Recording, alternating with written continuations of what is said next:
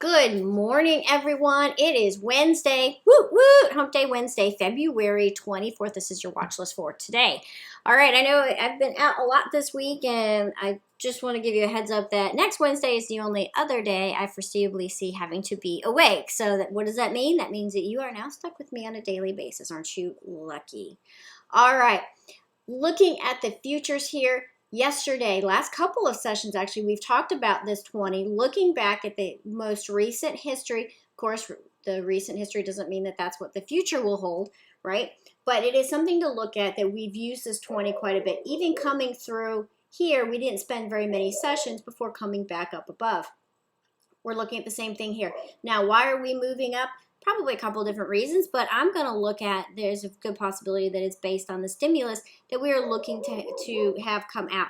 Friday, we do have, it looks like a vote in the House on stimulus, and then, of course, you know, we had Jay Powell talking yesterday, which kind of gave us quite a bit of volatility and talking about inflation, and he says it's a sign of growth. You know, there's an analyst talking every which way. So, you know, try and clear that out. Try not to pay so much attention to that, but always come back and look at your price action.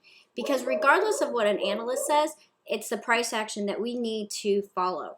And markets oftentimes are way smarter than any of the analysts. All of us, they're smarter than all of us. So anyway, looking here, the futures are coming right back up to the 8, pushing away from that 20 again. Now we could very easily hang out near this 20 as we kind of creep along until we get you know, more of a definitive on that stimulus. Then, as I've said many times, I think we'll see a bump in the market off of that. And then it's after that, what do? That's a lot of debt floating out there, so there's a lot of questions as to what will happen. But for right now, we're playing what we see. And as of right now, we are pushing up off of that 20. Another thing I want to look at here is if you look at the volume yesterday, we did come through that 20, but look, nice strong close off of that, and look at that volume pushing it back up. So, okay, moving along, what am I watching today? Interesting story here. So Square reported earnings, and then they announced that they bought more Bitcoin. So Bitcoin, it's been a rough go in Bitcoin. We can see I own GBTC. I sold a third and was looking to rebuy. I was gone all day yesterday, so I didn't get a chance to come in and look. Not sure I would have bought right here looking at it yesterday anyway, but looking now for it to move away from that 20, come back up. We brought the 3 and the 8 right back together, so now I'm looking for the push back away from the 8. I really kind of like it over this 50, I'm going to say 50-15, it says 50-14 there. Maybe even waiting here to 5180 area before taking on and adding on that third back. I'll keep a good eye on that. These are shares, these are long, they're in my IRA, so I am not looking to just turn a quick buck on this. It is an investment here. Bitcoin, really, regardless of what so many people think, I think it is important to remember that whether it's Janet Yellen, and it's not a criticism of her, it is just, we have to change. We have to look forward to change, because the one constant in life is that there is always change. No matter how slow it may seem, Bitcoin is here to stay. And now we just have to find a way to regulate it enough so it's not so volatile. We are back up over 50,000 in Bitcoin. On Sunday, we had touched the 59,000 mark. So, all right, keep an eye on that. So Square, going back to this, so Square reported earnings and this investment in Bitcoin, they, you know, down a fair amount. We're sitting at 250.20 on this. We are sitting right at a monthly pivot, but I'm actually looking for a play, more of a day trade here, from that 250 mark up to the gap. And the gap begins there at 261.30. That's a really big move. Now, it may not just be a full, it may not all happen in one day. I'm not saying that, but I think a day trade, get in, take what you can today, and then maybe come back tomorrow. And then, of course, then we can do a gap play and possibly even swing it if we get that continuation on it.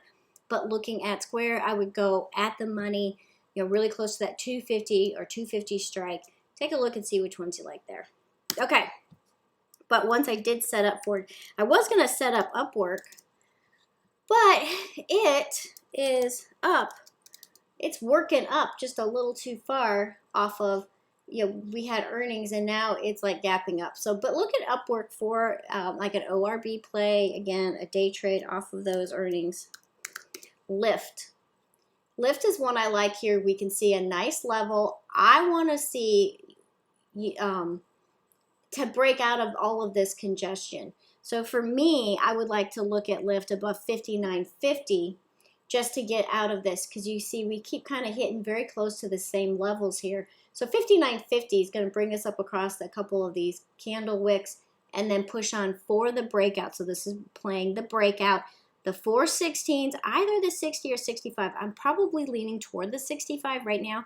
The delta does not look as appealing, but I think once we get the market open and moving, it will look better. And there are there's a lot of open interest there, so a lot of people have been kind of banking on that 65 mark. So again, the 416, 60 or 65 above 59.50 in Lyft. MasterCard, I've talked about this a few times. Talked about it yesterday when we came back, like really the two nice big days. Now we've closed above this. I didn't talk about it yesterday. Before yesterday, we talked about it. Moving above this trend line. We talked about it in yesterday morning actually as well.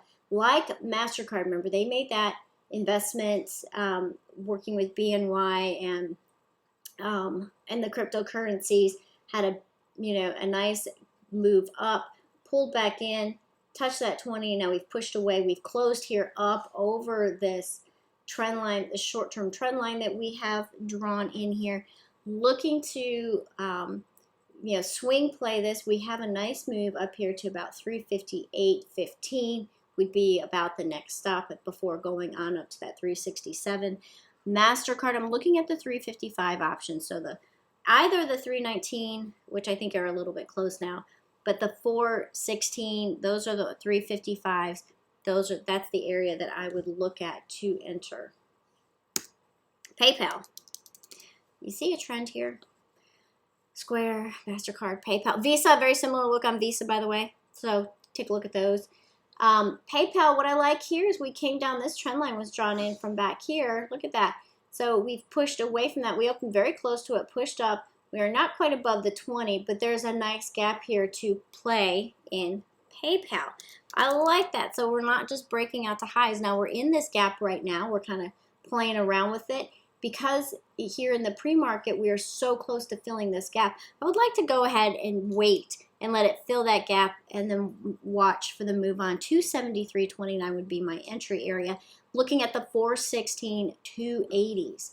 Okay, didn't set this one up, but I think it's definitely worth a watch. We've played this one and it worked really well. Snap, huge day yesterday. Looking for just continuation on this. I would take this off of an ORB, play close to the money, maybe the 70s or the 75s. And Tesla. All right, so Tesla, it had a very significant cross, right? So we talk about these moving averages coming together, and this is a very good depiction of what can happen here. They came together here, and then they really didn't do anything. That spring, think of a spring, you're sitting there, we're holding it as hard as we, as strong as we can to keep it crunched, and then all of a sudden, the spring has sprung. And this time, it worked to the downside, right? We pulled those moving averages away from each other. Nice downside play. Well, yesterday, and again, I wasn't here to see this, we came down, nearly touched that fib line. But look at that, moving right back up.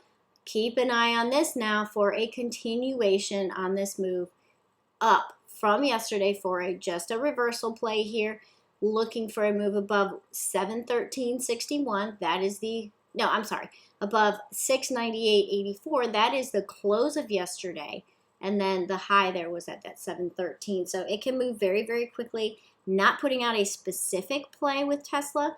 They can be very risky. They're very expensive. So if you're having trouble, you want to play it, and you're having trouble trying to find maybe where to play, shoot me a private message or ask me in the chat room. I tend to not push out a whole month on these because it is so expensive.